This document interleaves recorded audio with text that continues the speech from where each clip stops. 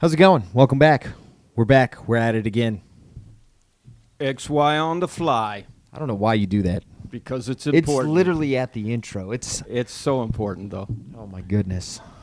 We need to let people know who we are. I know most people have the attention of a goldfish, but I think it lasts a little longer than. Yeah, but Joe Rogan needs to know who we are, and with all them shrooms he does and everything, if you don't mention the name, he might forget us. Could that be kind of characterized as defamation of character? I don't want a lawsuit. Joe Rogan, he's messing. I don't want to get sued. You can't get blood from a turnip, man. You see those guys? There are some podcasters. They're getting sued by Brett Favre. What are they getting sued for? Because they said something. They said something about allegedly he was doing during sports, and it was a defamation of character. So they're going at they're facing a lawsuit. Oh, well, that's... So apologize.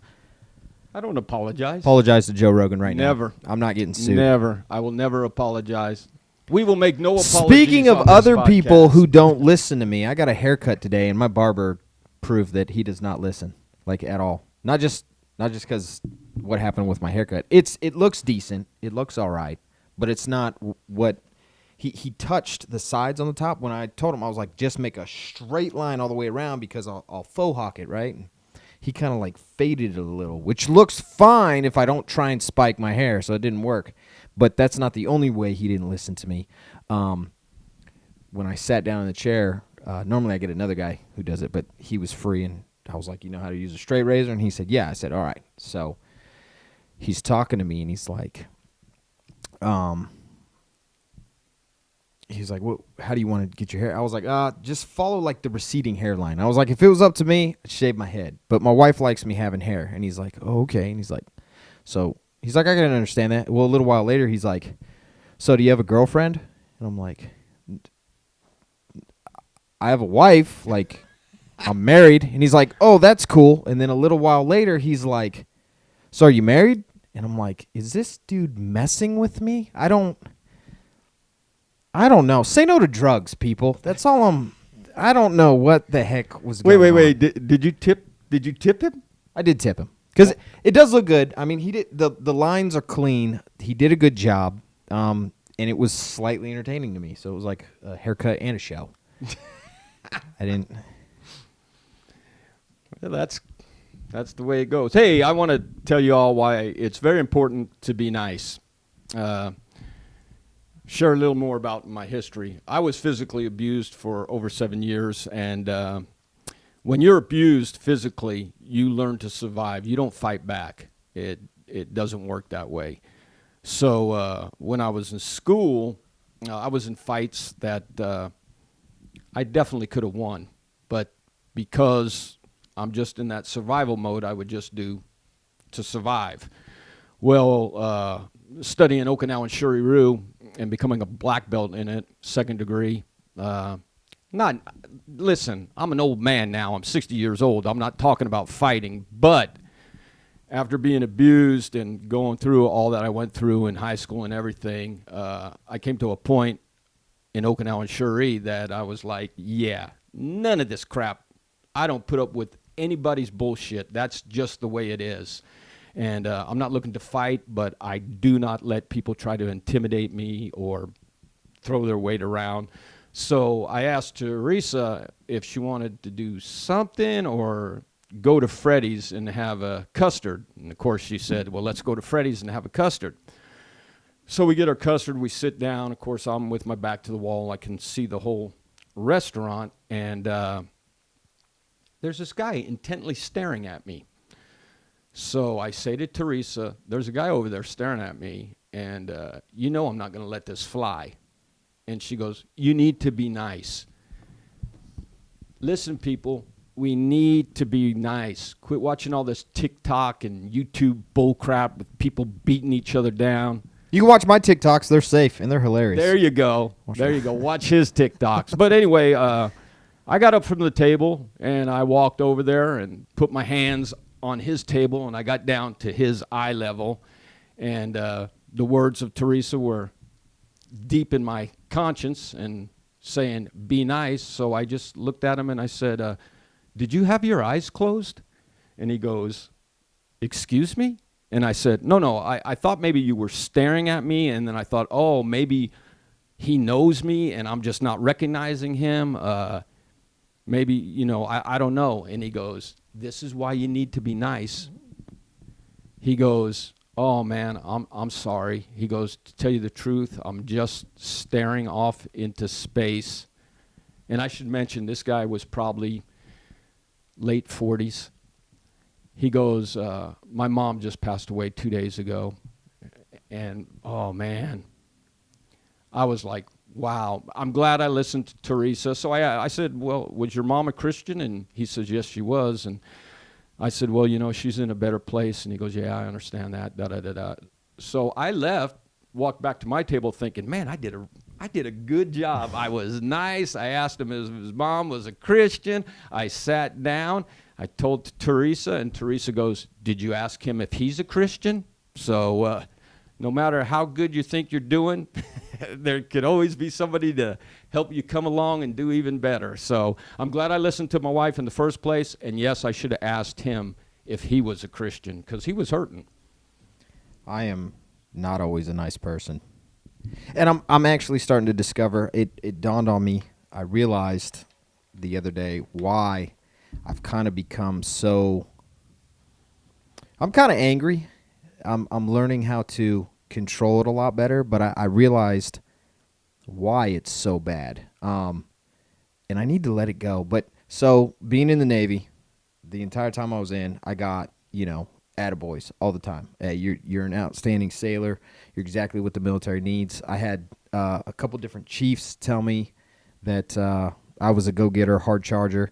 And then when I decided I didn't want to re-enlist, a couple of those people turned around and began to say I was a piece of shit and I was never going to make it in the civilian world, right? Well, here I am. I'm making it pretty well. But that level of disrespect that was thrown in my face, it kind of flipped a switch on me.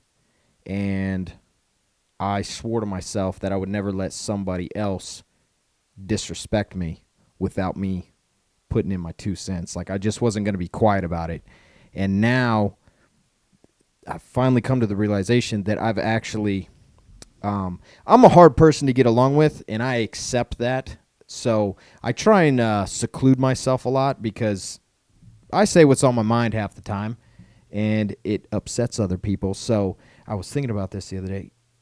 Even when it's like family members, like I've noticed that I have snapped, and it's not even me intentionally trying to be a jerk. It's just that switch that I've flipped on, telling myself I'm never going to let anybody disrespect me without them hearing my voice. So something I'm working on now because, man, I could be a jerk sometimes. And that's why it's important. Like I thought, is this guy mad dogging me? Do I owe him money or something? And to just approach him in a nice manner and then to find out what the real deal is, I think that's really important. So, changing gears. All right. Now that I've been there for a few weeks, home gym versus going to the gym. I think I already can I take a guess on you? I think you like home gym better. I definitely like a home gym better. I think it's because it's just you. You don't have to worry about anybody else. But I mean, you're wrong, but it's okay. It's fine. I'll let that slide. Let me point it out though. I like going to the home gym because your mom's even more motivated, even though she was with me for 16 weeks before we went over to the Y. But it's the fact that, okay, I could throw on my workout clothes and walk into the next room. There was my gym. No people in the way. Not that we have a lot of people in the way at 7 in the morning, but I mean, everything was there.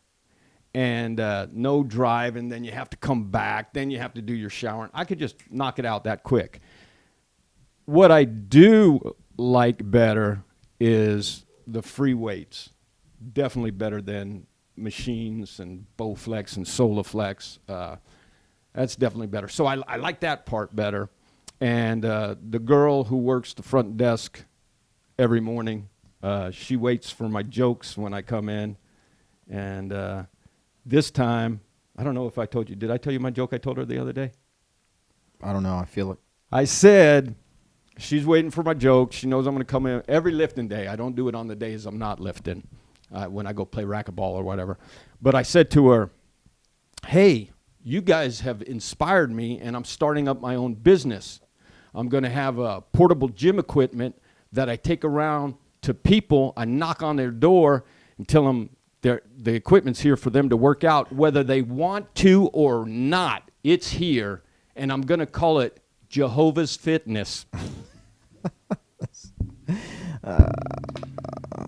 That's pretty good. There's a joke in there somewhere. It's like right in the back of my noodle. But did you know that the first French fry was not cooked in France? Did you know that? It was cooked in Greece. Got him. Oh, man. All right. What was I going to... I wrote down some ideas. Not scripted, ladies and gentlemen. I just wrote down some things. I think I'm going to start a new rule for myself. There's a part of me that just wants to make a rule where if I'm going to ride with somebody, they have to complete the motorcycle course. I feel like that should just be a stipulation for me. And, I'm not being rude to anybody, but, like, man, people can't ride. And then they let their ego get in front of them, and they go out and they get these ridiculously fast bikes. I mean, stupid fast. Like, I'm a pretty good rider, and I still would not buy some of these bikes that these guys are, like, getting. It makes absolutely no sense. First, go out, ride the curves, get your handling down. If you could do that, then I'll be okay with you flying faster than Mach Jesus in a straight line. I'll be okay with it. Now, you might disagree with me on this. I agree with you about the safety riding course, even though I never did it. But seeing how valuable it is, it makes a lot of sense. You might not agree with me on this, but I'm a firm believer in this. If you want to know how to ride good, too, you better know how to apply your front brake with intention and not have your bike get all out of control. I'm not talking about 150 miles an hour slamming on your brake. I'm talking about cruising around. Glad you said something. Cruising around town, car coming out. You better be able to slam on your front brake and your back brake. I mean, you got to use them both, but I'll hit my front brake first and then hit my back brake. And that bike will not. People need to use that front brake is there for a reason, and people need to use it. So I believe in practicing. You get going about 20 miles an hour, start out easy, hit that brake, lock it up, learn how to handle that. You know what I got chased by a red heeler, blue heeler. I don't know how to tell the difference in those dogs. The ones that I think are blue heelers, they're like, no, that's a red heeler right there. They're right there. That's a red heeler. So I don't, but I got those dogs don't give up. I've been chased by other dogs. They're working dogs. But these dogs do not give up, and I actually kind of went into panic mode when I was running from this dog. Well, not running, I was riding, and I didn't lock up my front. It was the back brake that I locked up. I hit the back brake too hard, and of course it kind of worked out because it kind of spun me around the corner that I was going around anyway. But yeah, that was. It finally gave up once I hit 60 miles an hour on a 30-mile-an-hour road. Did you see it coming at first? Okay, so the way it worked, I was coming down the road. I saw it. It saw me. It was sitting in the front yard of this person's, house. It was sitting in the front yard. I saw it. It saw me. I'm watching it. I'm getting ready. The trick they tell you to do when you're, if you're going to get chased by a dog, you slow down, and then right as they're about to, do their whole lunge thing, you take off, and it just messes up. That's what I was going to say. It messes up their motor skills. I watched this dog, and he watched me the whole time, and he just watches me pass by, and I'm like, okay, cool. And he's sitting there. He's not in the it's go time mode. He's just sitting there, and I'm like, okay, cool.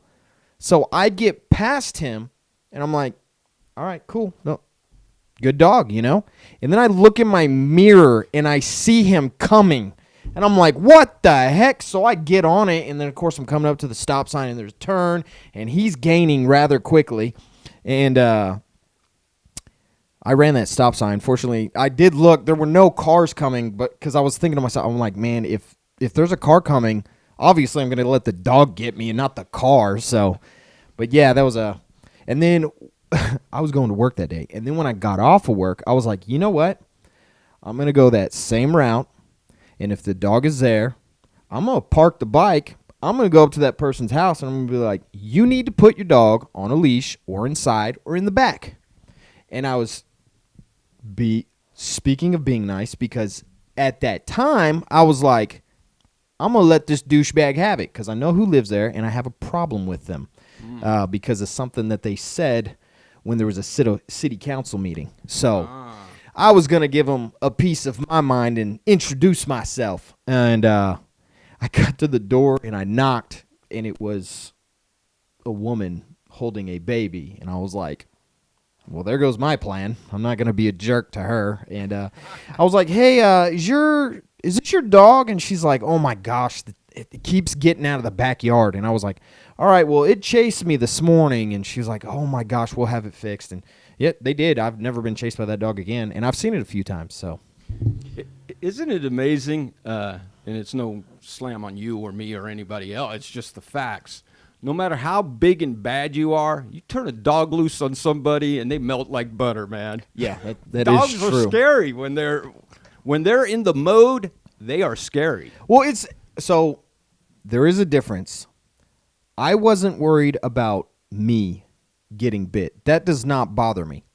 I was worried about the dog catching me and knocking me off my bike and my bike getting damaged. I don't care about me. Wounds heal, you know? And we'd probably have to Google it. I don't think there's ever been a time where a red healer or blue healer, whatever it was, has killed anybody. Yeah, that might be true. So, but yeah, dogs can put some fear in you. Did I ever tell you about the time I wasn't nice when I was out in Springfield when they had these lockdowns? Well, that's the wrong place to be mean, because that's number 2 murder capital in the country. Well, that's where it pays to look intimidating. But anyway, this was when they were all on lockdown. They had you couldn't do anything or go anywhere without a mask. Well, I'm pretty anti-mask. So I go into this Come and Go, and I go to the bathroom. Come and Go. Come and Go. It's a gas station. Get your mind out of the gutter. What is wrong with you? See, I'm the type of guy who comes and stays, okay? There you go. You want to get nasty? I'll get nasty. I'll go there. The filter's coming off, ladies and gentlemen.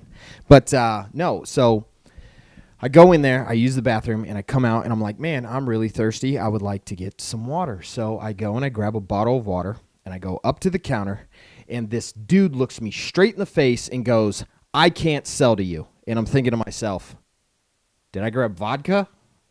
But I'm old enough to drink. I don't know what's going on here right now. And he goes, you're not wearing a mask. And I was like, you're not going to sell to me because I'm not wearing a mask. I was like, what is this world coming to? And he's like, store policy. And I was like, okay. And I grabbed the bottle, I popped the top, and I drank some water. And I said, do you want my money now or what? So I handed him my cash, and he took it. I said, you can even keep the change. And I walked out. Wow. That's good. That's good. I had that when I took Brianna to a appointment. I didn't realize I walked into where we're at. The rules have always been lax. You'd wear a mask in the doctor's office and the hospital, and that's it. You don't even have to wear a mask in the hospital No, anymore. not anymore. I'm talking about at first. No, nice. Our doctor's office, our hospital, you don't have to wear a mask. VA, you still have to. Even though they've proven, we're not going to get into politics, but they've proven that's all bull crap. But anyway, I took my daughter to a VA appointment. I forget where we were at, and this was nothing intentional on my part. We walked in. I walked in. Brianna stayed out in the car. I'm not paying attention. There were a lot of people in this convenience store. I'm going to guess about 20 people. And I got my drink and stuff, and I went up to the counter. And then all of a sudden I realized everybody was looking at me. And I look, and I'm looking around, and I notice everyone's wearing a mask. So the guy didn't say, I'm not going to serve you or anything like that. He rung me up, and I was giving him my money, and I said, is there a mandatory mask rule up here? And he said, yeah, there is. And I said, well, I'm not from here, so I didn't know, and I just walked out. There was another time. It was another come and go. I have fun at these gas stations. Had to stop. This was in Kansas City, and this one I was a little more rude. But I go inside, and I chose the door. I've been to this gas station a couple times. I had to use the bathroom. I chose the door closest to the bathroom was like right next to the entrance that I chose. And I walk in, and there's this dude who's mopping. And he tries to, he's like, you got to have a mask on. And I was like, I have a condition. And he's like, what's your condition? And I was like, well, first of all, it's a HIPAA violation for you to ask that. I was like, but since you asked, I'll let you know. I don't want to wear the fucking mask. That's my condition.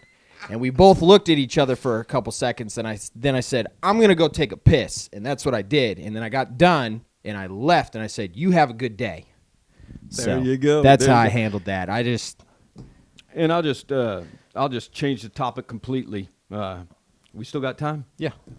I just want you all to know this, since we're talking about convenience stores.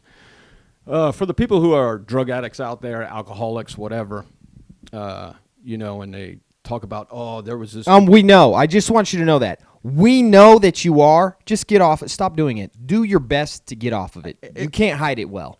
And this is what I'm going to say. They talk about, oh, this place was a great recovery place, or this counselor really helped me. When you get off drugs or you stop being an alcoholic or whatever, it doesn't matter how good of a recovery place there is. It doesn't matter how good of a counselor there is.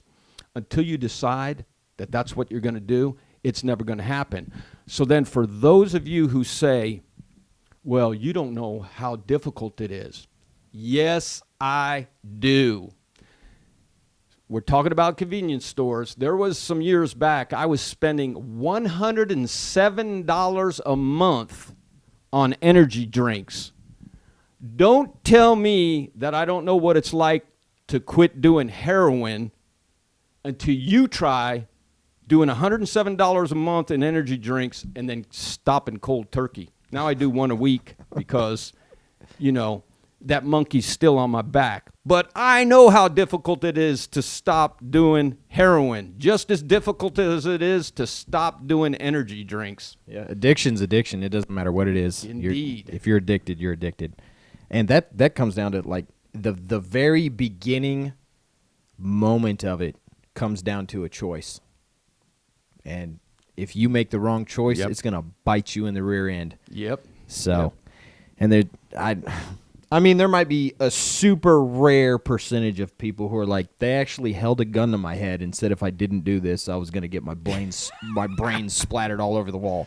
For you, I'll let you slide. But for the rest of us, including myself, not drugs, I was addicted to porn at one time.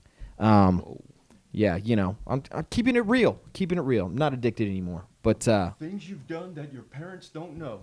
That's not true. You know that. I've told you that. Oh, okay. Playing games. But anyway, it comes down to a choice. You have a choice to say yes or no.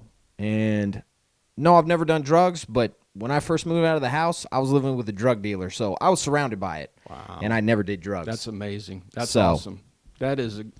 I'm so happy that I have a son who has not done any drugs. And because in this day and age, they kind of let everything slide. Yeah, that's my drug now. That is dangerous and expensive. Do they know what you're pointing at? It's my motorcycle. Which, Ricky, I know you wanted me to put my bike in the shot. Like, it's too hard to maneuver it around. This is not a big enough room. If I had a 2-car garage, it'd be a different story. But sorry, Ricky. Sorry to hurt your feelings. And mentioning people, you remember I said I knew what the surgery was called when a woman becomes a man. Mm-hmm. Did you see the response from Shayna of what the surgery's called? I did not. I missed it. Inverted dick into me. That's pretty close. I think that's what it was. Inverted dick into me. Oh, man, I cracked up. Inserted dick to me? Let me look, man. Yeah, you're going to have to talk for a minute. I don't. Dang, now you put me on the spot. I don't know what to say. I'm on the spot now. You guys see my shirt? You guys see that? I don't know. Oh, yeah. Can they see it? Have you seen the trend? Whoops. Well, Didn't mean to do that. That was loud. Don't be giving anybody else publicity on our show. Could they see that? I think so. I don't know. If you couldn't, it says my pronouns, and then it says this generation sucks. And if that offends you, you're just proving my point. Yes. Yeah. No. Which one was it? Was it episode 4? Yeah. Okay. Let me get there. No, I don't think it was. Was it episode 5? Oh, yeah. It was 5, because that was the one that... Yeah, you got to hear this. Yeah. Sorry, I'm looking for this, guys. You got to hear this. It's so good. Shayna was blessed with parents like me. Yeah, that kind of sucks. But anyway, I'm going to give you the answer. It's invertidectomy. That is good. That is good. I like that one. Yeah. Because I was trying to come up with a clever one, and I couldn't. Yeah, and you see, everybody, age. I got to have glasses on. Got to take them off to read. I went to the eye doctor today, and I did better than I thought. I thought my glasses were going to run about $800. They were $676. Goodness gracious. The guy's talking to me and everything, and I said, what is my eyesight now? And he goes, take your glasses off. I go, okay. And he goes, look at the thing up there, and I'm looking, and he puts the chart up, and he goes, can you see the top B? And I said, yeah, I can see it, but I can't read it. He goes, yeah, you're 2,400. Before I had my laser surgery, I was 2,450. I guess 50 is quite a bit, though. Because, like, I can take I think my right glasses. now I'd be like 27,000. Oh, you'd be 600 and I'm something. so bad. But the thing was, I told him, wow, before I had laser surgery, I was 2,450. They got me to 2020. But the doctor was very honest. I was like 32, 33 when I got the surgery done. He said, by the time you're 40, you'll be wearing glasses again. 39, I was wearing them again. But what really threw me off is this doctor's doing everything, and he goes, so how's Chris? I was like, this guy knows Chris? So how does he know you? Was it Vision Solutions? Yeah, right down here in Yeah, the square. that's where I go.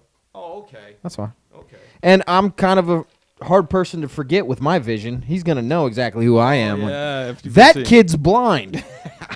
And I told him about XY on the fly. Did you? Yeah, because he was like, well, what are you doing? And I said, well, me and my son got a podcast since you brought him up. And he said, what is it? I said, XY on the fly. And he was like, I don't get it. XY is the male chromosome. Got it. There Got you it. go. Yeah, he's an eye doctor, not a doctor. If he watches this, I'm sorry. That was just a joke. I really appreciate you. I will be back next year when it's time for my eye exam again. I do like you as a doctor. You're a good dude. He also told, when I told him, I've got to take my glasses off to read, put them on. I told him, I've tried bifocals. I've tried trifocals.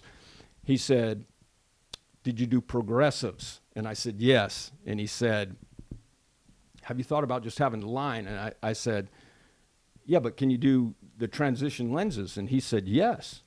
And I was like, well, you know what? People who say I have a type A personality, that also means whenever somebody tells you you have a type A personality, they're also telling you you're very anal retentive. And I am. So when he mentioned the line in it, I was like, that would probably work for me.